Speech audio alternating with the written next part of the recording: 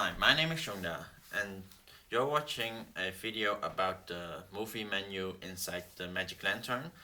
So, inside the movie menu, here on the screen, you can see there is the Q scale. However, Q scale is for changing the compression of the uh, how it's recorded. So it's now on Q scale 1, so it's at the lowest compression or at the highest compression, I should say.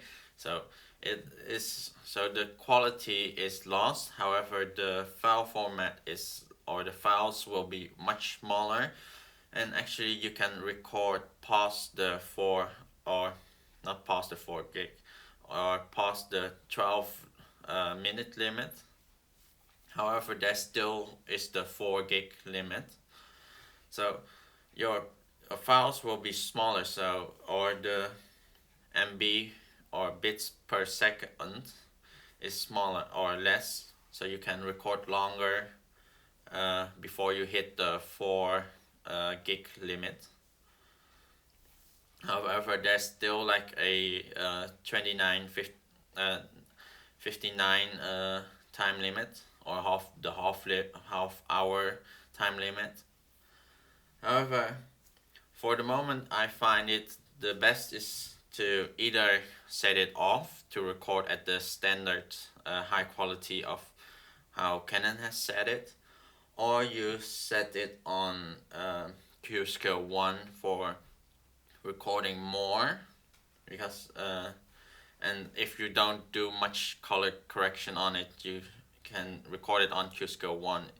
It's yeah, for me it's not that extreme of a compression. However, you can also film at Q scale 5 or any you, there's no real scientific test of which Q scale is better for what, and also it's a variable how much it records, because it's also depends on how colorful your scene is, and there's no real setting that Q scale 1 is like a certain bits per second limit or rate bit rate. And then the second thing is movie restart. I have not set it on because I'm at the moment not really filming something that has to be that long, but it actually, when you hit the any limit of like the 12-minute limit or even the uh, half hour limit, it will restart, or yeah, it will just restart filming or just keep filming. There will be like a 2-second gap. uh, However, it's a great function to have. And then the movie autofocus, which is something brand new and still a bit in a development.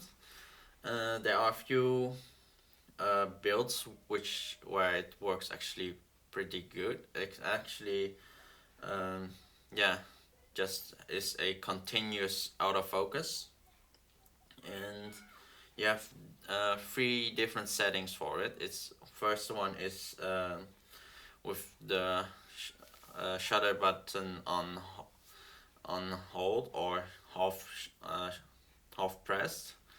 It will then do the autofocus in this way instead of the Canon autofocus, which searches a lot and create a lot of sound, and also change the exposure. And then you have the continuous, which is, it does work. However, it's really slow. However, might also have to do with certain things. And then you have the CPFK, which works really well in certain builds. So they still have to see which build is the better.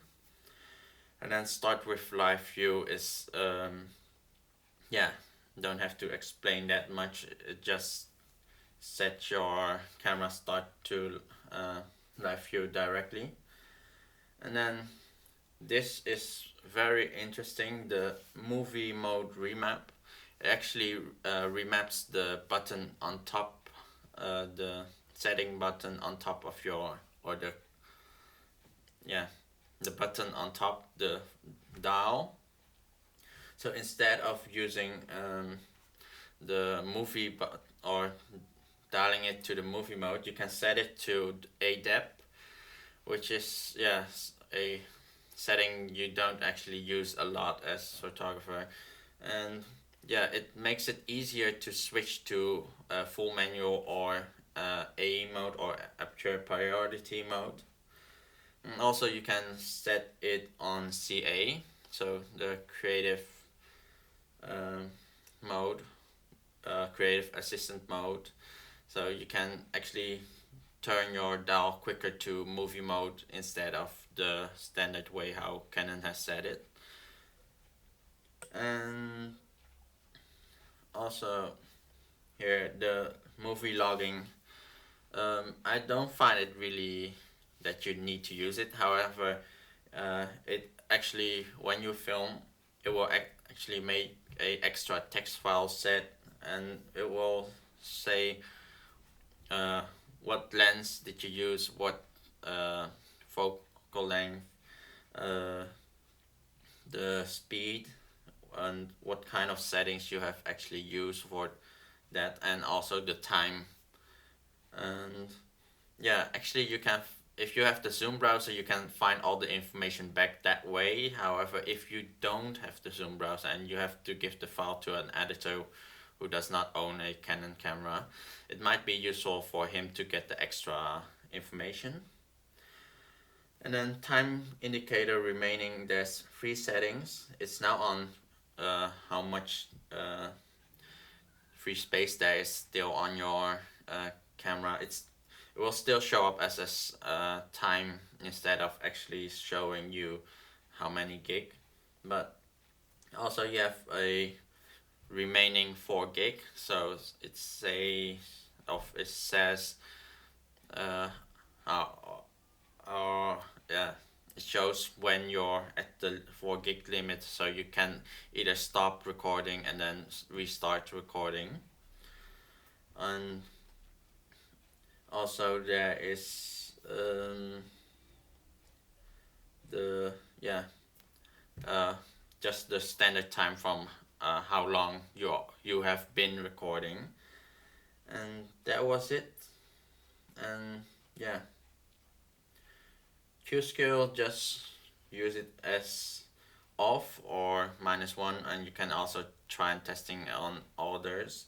However, setting it on -16 will is the less compression. However, most SD card can't really handle it if the scene is really colorful, and also is not really extreme much use to have it on such a high bit rate. Sometimes I don't even care that much about it, and mostly for most event I set it on -1 to have more space on my SD card to record a full event, and also just to have all the colors set correct on my camera without having to do color correction. But on a movie set I would set it to off and just record how Canon has set it, because that way it's actually quite high enough, and it's already like almost 50 mbit, or actually 50 bits per second, or actually 48 something was it. But yeah, that was the movie tab inside the Magic Lantern. So see you next time. Bye.